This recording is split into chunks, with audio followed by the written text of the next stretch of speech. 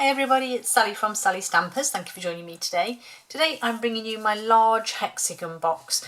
As you can see, it is quite a good size. And to give you just some idea of how big it really is, it holds our spools of ribbon. There are quite a few in here, just so that you can get an idea. So I have 2 large and 2 of the sort of average sized ones, if you like. I'm not going to put those back in now, just move them out of the way. So as you can see, it is a pretty good size. I have done, now I can't get my lid back on. Just every time I go round one side, the other side pops out. There we go. So that's that one. I have done a centimetre version. As always, it's in crumb cake. It's rough because I haven't put any circles on tops or bottoms. I haven't stamped anything like that. But again, it is a very snug lid, this one. She says, can't even get it off now. Crikey. Oh no, there we go. If you get it at the wrong angle, it just doesn't come off. But yeah, as I said, it fits spools of ribbon, and this one has, crikey, what's that getting stuck on? There we go. So that one has a large one and 3 of the average ones. Again, won't put those back on now. So they are a really good size, but equally a great size for filling with goodies of any description. You could fill them with chocolate coins. You could probably get a fair few Ferrero Rochers in there, or even the white ones. And for a project later on this month, I've actually got these beauties, and these are so nice. You're going to laugh, there's only 3 left in here, but that's because I've ate 1. I have only eaten 1, and the others are in another project. But yeah, anything like these you could fill in. The lint, chocolates, anything you could fill this box with. So it's a really good size and really ideal, I think, just to make it a little bit different. So I'm going to show you how to make it. So to start off with your base, you will need a piece of cardstock that is 7 by 11 5/8 or 17.7 by 29.7. It's basically a full length of A4. Then you want to do some stamping. So I've got my one favourite, Christmas season. As you can see, it's been relatively well loved.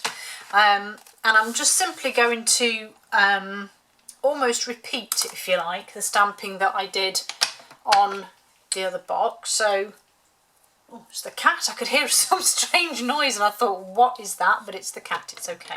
So I have holly leaves there. Those are my holly berries. That is for the small dots. And then I need that one for that sprig there. Okay, pop this out of the way. So I'm going to start off with soft succulent. And that is just simply, and I did realise as well when I did this box, everything was upside down. So I'm going to stamp upside down so it's the right way round this time. Top and bottom don't really need much stamping at all. So I am just going to go sort of here and there with this one. Forgot to spray my, this is the most, and let me just bring this in and show you, because this is the most amazing piece of kit ever. So this is the Stamp and Scrub. Okay, so it comes, well, tenfold actually, but it comes as like this. You open it out. Both corners have little grooves missing. This one, I don't know if you can see, has a sunshine, and this one has raindrops inside. There's a cat hair. You won't get those in yours, don't worry. That bit has a raindrop. So raindrops and sunshine, so wet and dry. You get this fabulous stamping mist. It comes in this big bottle. And all you simply do, I'm just going to move my stamping out of the way a second. All you do is spritz on it. Simple as that. And then, whether you have your stamp with ink on, just give it a little wash, then a little dry, clean as new, no ink on it, ready to go again. And that is what I always have to the side here, just to keep my stamps clean, and it's just invaluable. I absolutely love it. It's the best thing I ever invested in. Right, back to stamping. Okay, so garden green for my holly leaves. And remember to do them upside down. So, oops, the way the light was shining then, it looked like I'd half stamped, but I hadn't. So I'm just doing these in the gaps that I've left here. Seems to have gone up, up there, so give that a clean. Nice clean stamps to put away. And then I need real red for my holly berries. And again, it doesn't really matter which way you stamp these, because they kind of go any which way. So I'll just stick them on there, give that a clean as well. You will notice that some of your stamps will stay pink tinged. Unfortunately, it's just the pigments that are in some of the dyes, but it doesn't affect your stamp. And as you can see, it's clean, so there's no issue.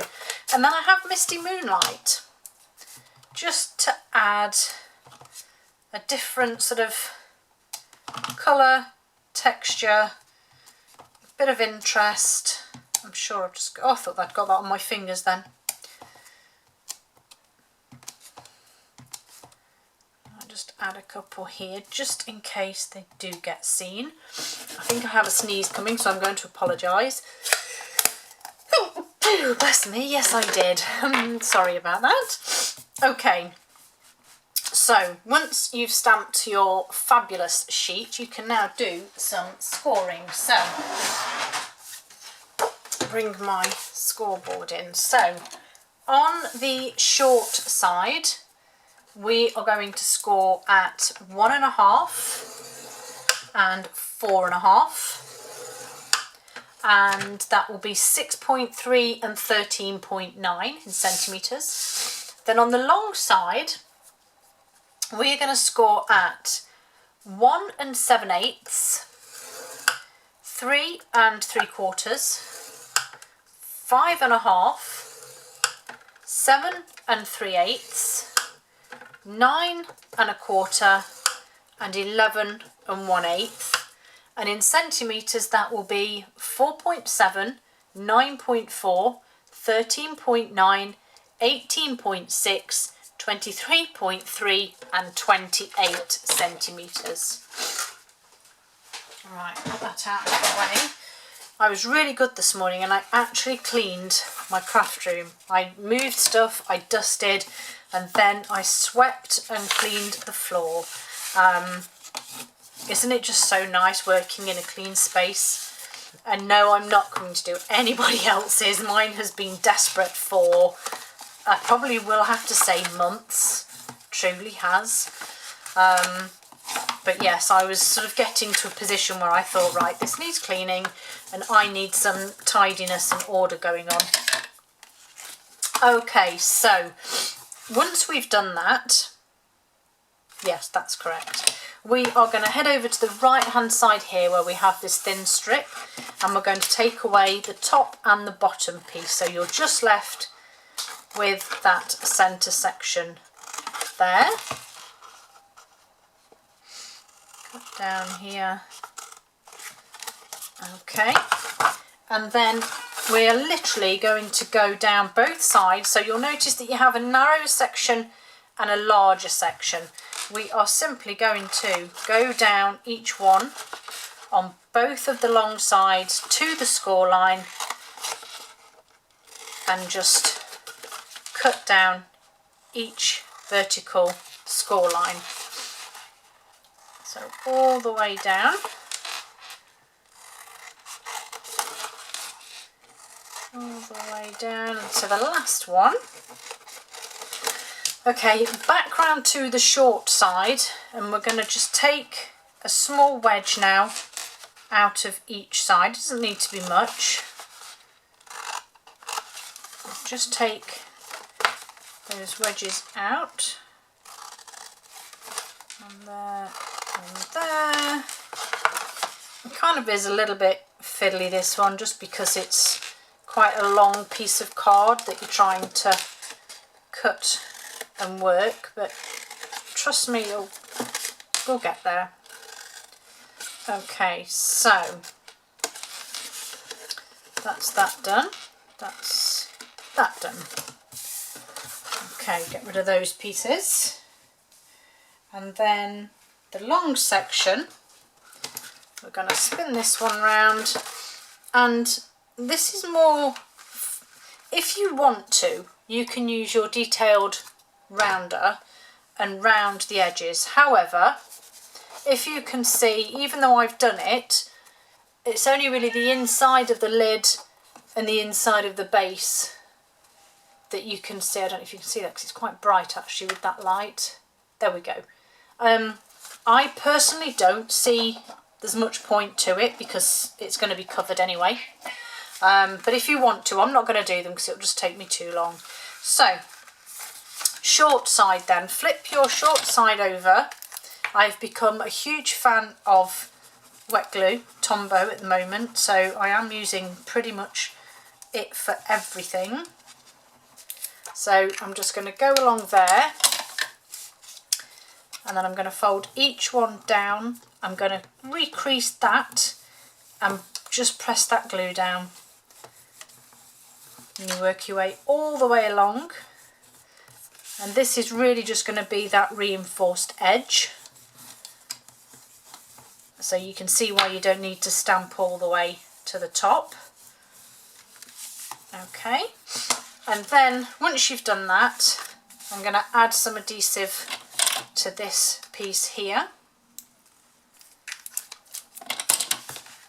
And then we're going to join these up and just put them together.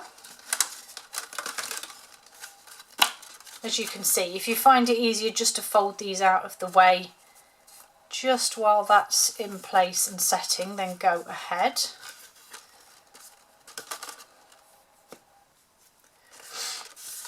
Okay, and then as I have done in the past, we are going to fold 2 over and adhere, 2 over and adhere, and then your last 2. I didn't do it on that box, to be fair. I did just work my way round, but it's fine. So, bit of adhesive on here. Fold these 2 across and hold them together. So I'm just going to give that just a couple of seconds there to adhere. And then, as I say, it doesn't really matter. Where's the join? There is the join. So this is the back corner, if you like, where the join is. So I'm going to leave this one as the last one. So another piece just there. And this also makes your box hold its shape, to be fair, if you do it this way. And then the last one will go over like so. And for some reason that one is really narrow, but never mind, it's all good, because I've then used my, wherever it's gone, layered circles and just die cut a nice circle to fit over the top, so it actually will hide, I don't want to say the mess, but the mechanics, if you like, of your box. So I'm going to stick that just over the top there, and I'm going to spin it round and find another use for my Stamper Mist that will hold it all steady.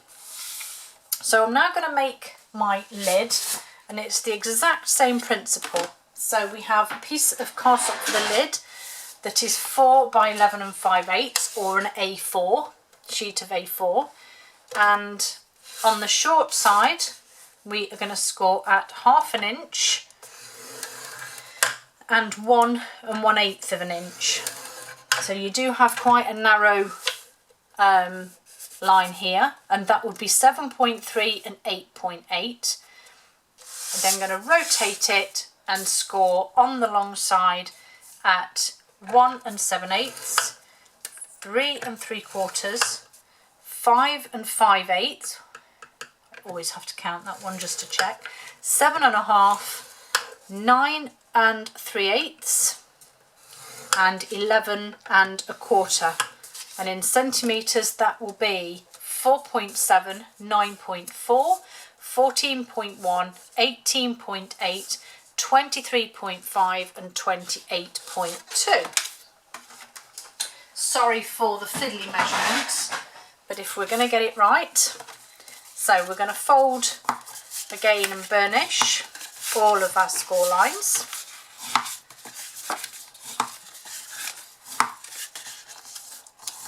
And then just these long ones here.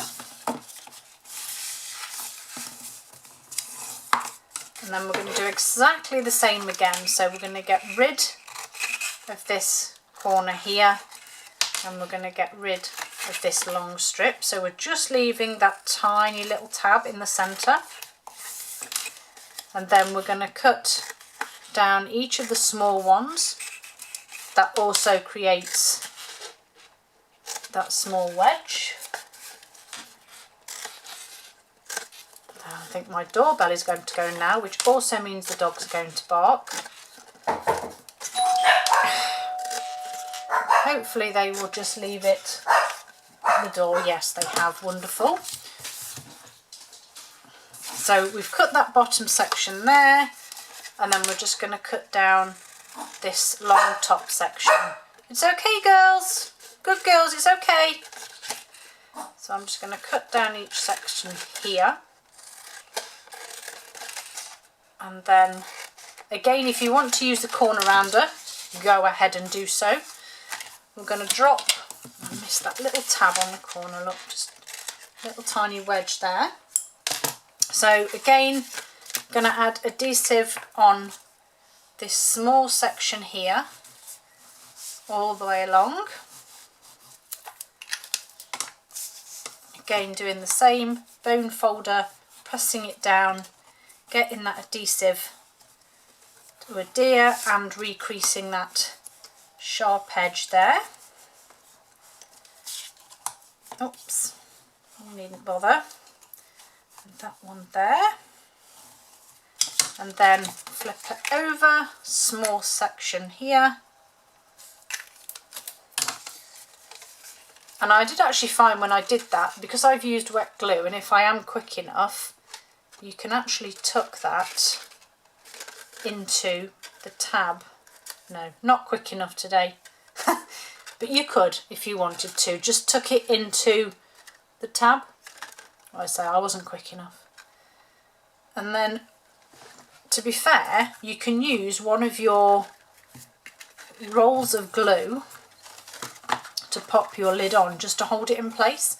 And then we're going to go ahead, so put that corner to the back. So we're going to go ahead and do the same again. So I'm going to fold these two, then these two, and then wrong way, that way first, then these two. Okay, once you've done that, I then have another circle now in the same colour that's going to go over the top there.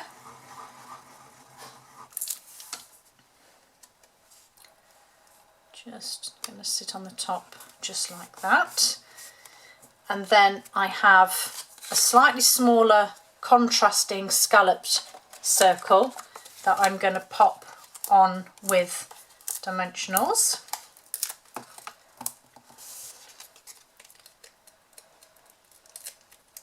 And then I'm going to stick that just there. And then I have another small one here, move that out of the way now. I have another small circle here that I'm going to stamp with real red, I think. Oops. And I've used my lovely penguin place for this one, and just a little sentiment for Season's Greetings, which will just go in the centre.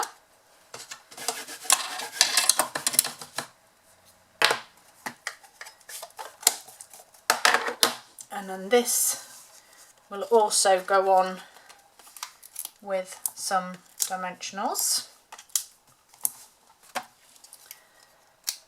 And then last but not least, I have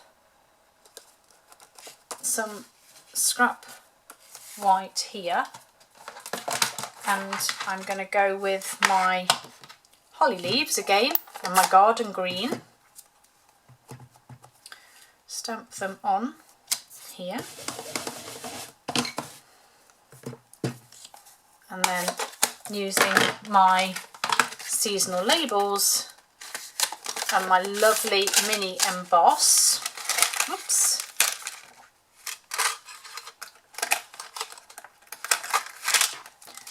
I am going to cut those out.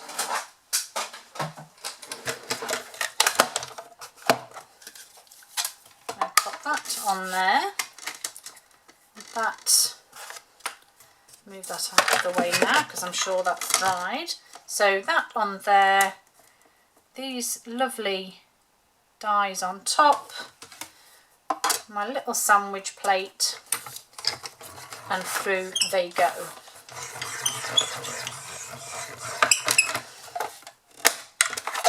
Okay, move that out of the way, move those out of the way.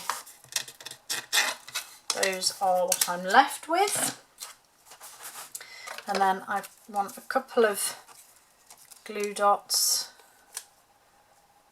Does it matter which way around these go? I don't know if it does. A couple of glue dots on the back there, and then I'm just going to sit them underneath the scalloped circle. So they're just sort of poking out, give it a press down, and then I have those beautiful holiday rhinestones, and I figured I'd add some red ones so they were a bit like holly berries, and some of the green ones just as a nice bit of bling. And then we'll pop this on our box, and hopefully, famous last words, hopefully this will fit. There we go. Put my other lid back on. There we go. Other lid back on. It's hard because there's no shape to it without the ribbons in. And there you go. Those are my large hexagon boxes. Thank you for joining me. Hope to see you all again soon. Bye.